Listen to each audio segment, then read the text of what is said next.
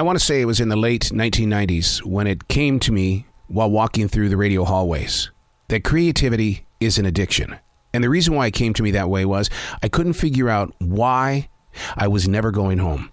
I was always in the production studio creating. It's an addiction. Unplugged because we will always say yes to creativity. Totally uncut because we all make mistakes. So turn it into a tool. This is Arroe Unplugged. Wow. And just like that, another holiday is in the history books. Labor Day usually marks the end of the summer, or at least it does here in the United States. I don't know what it's like in other countries, but it serves as a mile marker. Fall time represents what in your life? It's more than Halloween and falling leaves. The season represents the birth of change, being grateful for the fruits that came from your field, to prepare for your harvest for the winter months that actually could be bare. But did you leave enough for the soil to have so it can be replenished for another summer? A little deep, isn't it? Yeah. We tie our seasons together by ways of celebrating holidays. And before we know it, we're going to be right there smack dab in the middle of our yearly Triple Crown, which is Thanksgiving, Christmas, and New Year's. And by the time that we get there, well, you know, the NFL, it should be ready to go. We should know who's going to be in the top 3 or the top 5, who's going to be going to the Super Bowl. And we all know the Super Bowl is where the world goes to eat, cheer, and armchair quarterback. And just like that, another holiday is in the history books. Hey, it's Arroe. This is the Daily Mess, a chronological walk through an everyday world. I am a daily writer. First of all, I cannot believe that today's date is September 6th, 2022. And you can't help but sit there and think that, wow, time is moving so quickly. And yet no government on this planet has shortened the day, shortened the months. They've done nothing.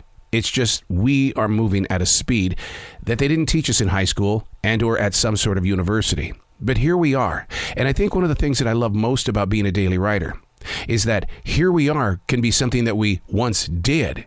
But because I daily wrote and I jotted little things down, I can always go back to it. Not to live in the past, but maybe to pick something up that I was sending out to the future reader. This is the Daily Mess.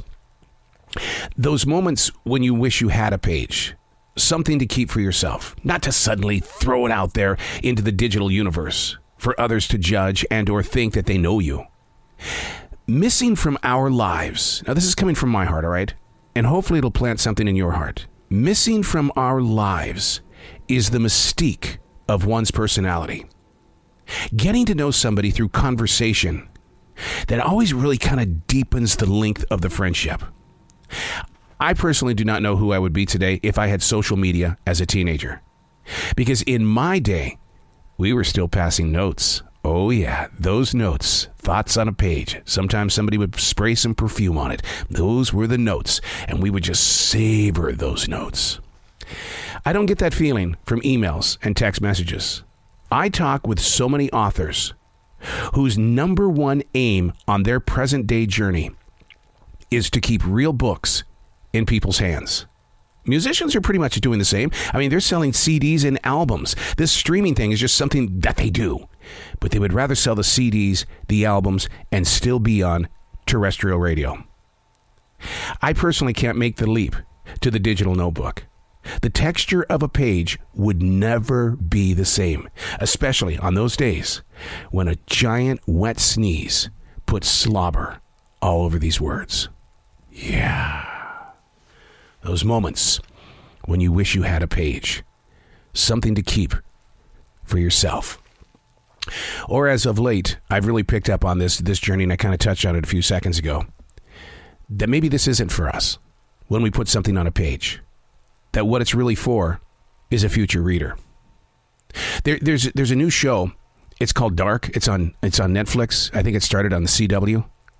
What I love about this is that I know that the creators of this show had to have sat down with giant yellow notebooks and put things in order because it's so integral. It takes the human imagination to a level of thought where you actually go, is this possible? And when you add that human element to a lot of the stories that we write and or just plant out there for a future reader, you sit there and you think, it is possible.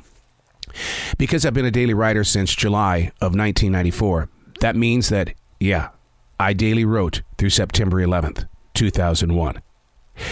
I know the emotions that I went through only because I've gone back to read and to re-experience the moments of that particular day in history. The recession of 2008. I rode through it. I worked it out. I figured things out so that it wouldn't bring harm to me and other businesses, because I was the production director of a huge, major broadcasting corporation. And my clients were so important to me that it's all played out. Dear future reader, when you read this, learn something from that particular recession, because it's helped me in this place where we presently stand in the United States, where they're going, are we in a recession? Are we not in a recession? You know, everything is high, the price of gas, everything like that. But yet it's the tools that I planted on the pages that really have served as the great teacher. Go ahead, find yourself a page. Leave the future reader a note.